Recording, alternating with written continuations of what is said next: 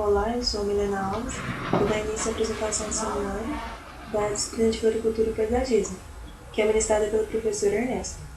A cultura que eu fiquei responsável foi a cultura do Lisianthus. O Lisianthus ele possui grande importância comercial porque ele está entre as 10 espécies de corte mais comercializadas no leilão holandês. Ele possui grande vantagem pela disponibilidade de flores ao longo de todo o ano, além de ter uma longa durabilidade das flores pós-colheita. O Lisianthus pode ser cultivado tanto em vaso quanto para corte, e o estado que mais produz essa flor é o estado de São Paulo. O ciclo dos Lisianthus é considerado longo, com cerca de 180 dias. A sua propagação é via semente, suas hastes é considerada ereta e comprimento em média de 50 a 80 centímetros.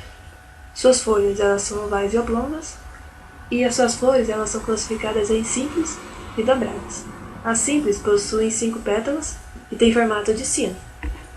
Essa superior é azul. Já as dobradas possuem várias camadas de pétalas e têm formato mais arredondado. É a imagem inferior, a rosa. Quanto à escolha da cultivar, deve ser levado em consideração as características climáticas da região que a cultura vai ser implantada, porque essa cultura ela é fortemente influenciada pelo comprimento do dia e da temperatura. Para isso, há uma classificação, que ela é feita em grupos e em séries. Em grupo, é levado em função às características do ciclo da cultura, e a série é com relação às características da própria flor, quanto à arquitetura, o tipo da flor, formato. Com relação aos grupos, eles são classificados do grupo 0 até grupo 3. O grupo 0 ele é constituído de plantas super precoces, onde sua semeadura deve ser realizada no verão e a colheita no inverno. Como exemplo, temos a série Borealis. Ela é constituída de flores dobradas e tem um tamanho médio. Já o grupo 1, ele é de ciclo precoce, onde se semeia em junho e colhe em setembro. Dentre as séries mais conhecidas é o Eschio, Rosita e Wondrous. A série Eschio são flores grandes e dobradas, já a série Rosita, como o próprio nome já fala, são semelhantes ao botão de rosa, e a série Wondrous são flores simples, com única cor. O grupo 2 ele é de ciclo intermediário, sendo a colheita realizada na primavera. Dentre as séries mais utilizadas está a série Mariachi, Excalibur, Rosita 2. Todas elas são de flores dobradas, sendo que diferenciam elas o tamanho que a flor apresenta. E por último, o grupo 3, ele é considerado de ciclo tardio, onde sua semeadura é realizada no inverno e a colheita é realizada no verão. As duas principais séries são a Mariachi Grande e a Rosita 3. Ambas são flores dobradas, a Mariachi apresenta tamanho médio, já a Rosita 3 são pequenas, no formato de botão de rosa. No Brasil, é cultivada apenas séries que apresentam flores dobradas, sendo no inverno cultivado dos grupos 0 e grupo 1, sendo super precoce e precoce, e verão é cultivado do grupo 3, que é de ciclo tardio. Como foi dito anteriormente, a propagação é realizada via semente, seja ela destinada a corte ou a vaso. O processo de formação da muda é dividido em 4 estágios. O estágio 1 compreende entre o primeiro e o 14º dia, onde ocorre a germinação propriamente dita. O estágio 2 compreende entre o 14º e o 21º dia, que é quando realmente vê-se todas as sementes germinaram e retira da câmara de germinação. O estágio 3 compreende entre o 21º e o 56º dia, onde ocorre a formação das folhas verdadeiras. E por fim, o estágio 4 compreende entre o 56º e 60º dia, onde realmente ocorre o transplantio, quando observa-se 4 folhas verdadeiras presentes. Nesse slide é possível observar, à esquerda, uma máquina de semeadura. No centro é uma câmara de germinação e no lado direito são bandejas com mudas aptas para a realização do transplantio no canteiro. O cultivo em vaso ele pode ser realizado em vaso 11 ou em vaso 14. Em vaso 11, normalmente coloca apenas uma muda. Já em vaso 14, coloca 3 mudas. É realizado o desponte, porém esse desponte ele vai aumentar o ciclo da cultura. Então, o tempo total de produção, desde a semeadura, varia entre 1 ano e meio e 2 anos. É aplicado também regulador de crescimento, no decorrer da condução da cultura. O plantio da muda no recipiente é semelhante às outras culturas. Então, coloca o substrato no interior do recipiente, faz um furo central e introduz a muda. Deve-se atentar para a qualidade do substrato. No decorrer do desenvolvimento da cultura, deve realizar o monitoramento da umidade, temperatura, pH, praga, doença, além da aplicação de reguladores de crescimento. Já o cultivo para corte, ele é realizado em canteiro, onde a altura é em média 20 cm e a largura é 1 metro, 1,10 m. E utiliza-se mulching. A densidade populacional no inverno é 64 plantas por metro quadrado e no verão 84 plantas por metro quadrado. Isso está intimamente ligado com relação à luminosidade. O solo ele deve ser preparado profundamente e deve incorporar bem a matéria orgânica. E a altura final da planta, no final do ciclo, é entre 90 e 1,15 m. Nesse slide é possível observar desde o início do ciclo da cultura até o final, onde as flores já estão aptas para a realização da colheita. A irrigação ela deve ser feita de modo a evitar os extremos, seja o excesso ou a falta de água. Então, nos primeiros dias, é realizada a aspersão para facilitar o enraizamento e evitar a desidratação da muda. Já no decorrer do desenvolvimento da cultura, é utilizado o gotejamento. O controle climático ele é realizado durante todo o ciclo da cultura. Então, quanto à temperatura, os ideais é que a temperatura diurna fique em torno de 20 a 26 graus e noturna entre 16 e 18 graus. Então, a alta temperatura ele ocasiona roseteamento, que vai implicar diretamente no não florescimento. Já quando há baixa temperatura, ocorre a diminuição do metabolismo e, consequentemente, vai aumentar o ciclo da cultura. Quanto à luminosidade, quanto maior, melhor, porque favorece o florescimento.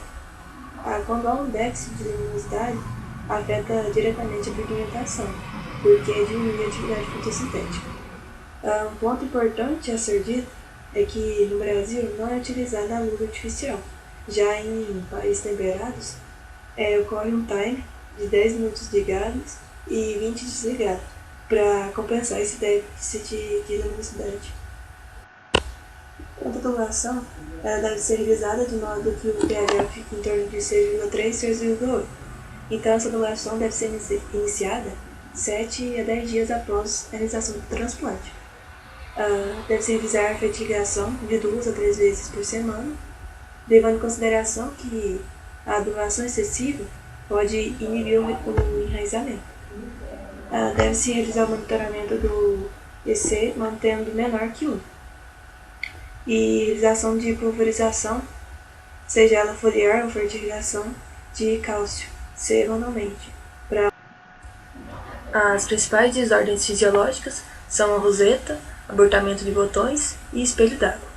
Roseta, basicamente, é quando ocorre a paralisação do crescimento da planta.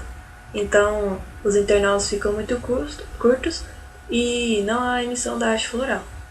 Dentre as causas está alta ou baixa temperatura, estresse hídrico, seja déficit ou então excesso, e também a salinidade do substrato.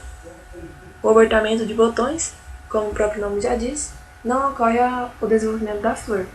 Dentre as causas está a falta de luminosidade no momento correto, que é o momento da floração. E o espelho d'água, que basicamente é a queima das pétalas, que é encontrado principalmente em flores roxas. Dentre as causas está a incidência solar nas flores molhadas logo após a irrigação ou então a presença de orvalho na superfície da folha. Há uma vasta gama de doenças que acometem a cultura da lisianthus. Dentre elas está o mofo cinzento, que é causado pelo Botrytis. Dentre as condições favoráveis para a ocorrência dessa doença, está a temperatura amena, umidade relativa elevada, deficiência de cálcio, excesso de nitrogênio.